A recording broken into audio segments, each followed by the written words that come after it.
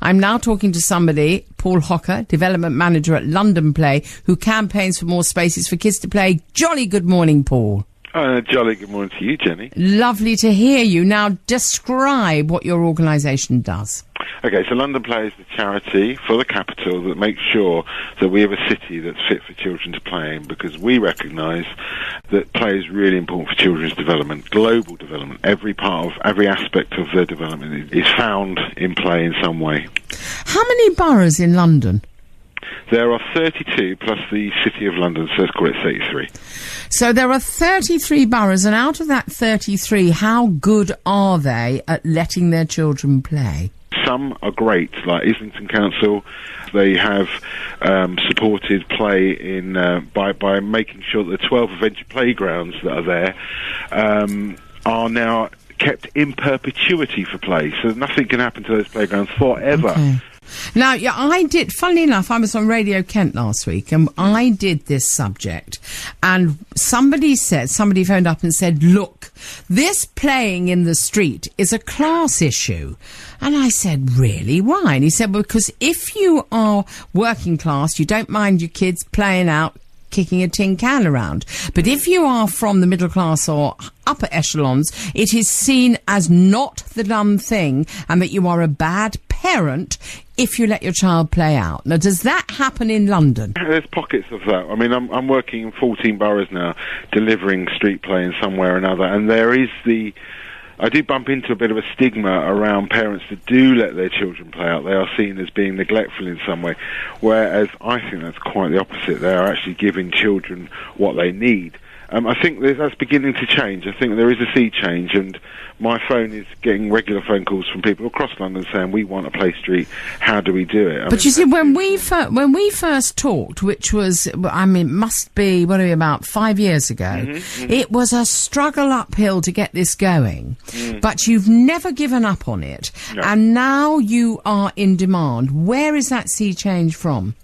Well, I think there was a bit of a kind of perfect storm around the Diamond Jubilee and the Royal Wedding and the Olympics, where Londoners began to sort of hang out on the street together. So that happened.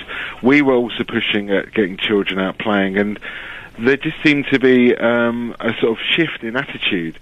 We've just recently got funding from the Department of Health, along with our partners at Play England, University of Bristol and Playing Out Bristol, to do just that, Jenny, to get children playing out.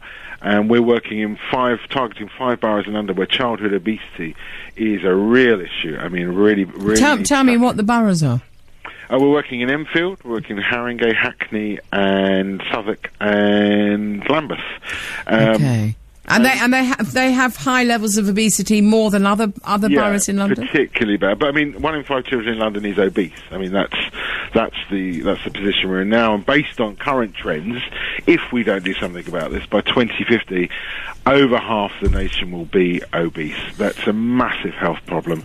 And by getting children active now, they will become active adults. It's really important that children play out, because they get the adults, the parents, active as well. Play streets are play for everyone, not just for children, therefore... Now listen to me, Mr. Hocker. Okay, Jenny, go. You are tireless in this, and you just put your head down and you just do it.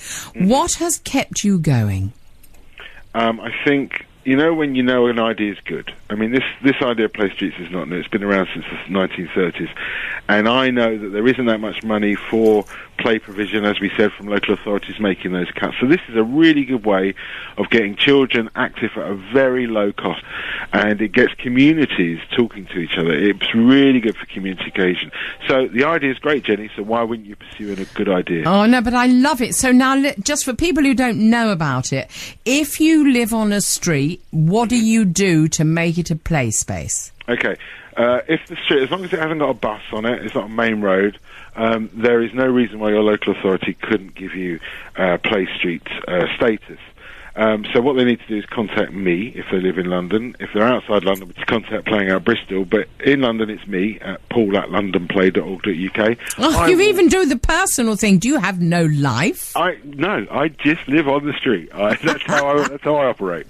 And then I will help them. But it happens. I mean, Waltham Forest, another great borough, they're putting in proper old-fashioned play streets with signage that shuts the street for a certain period of time every week so children can play out.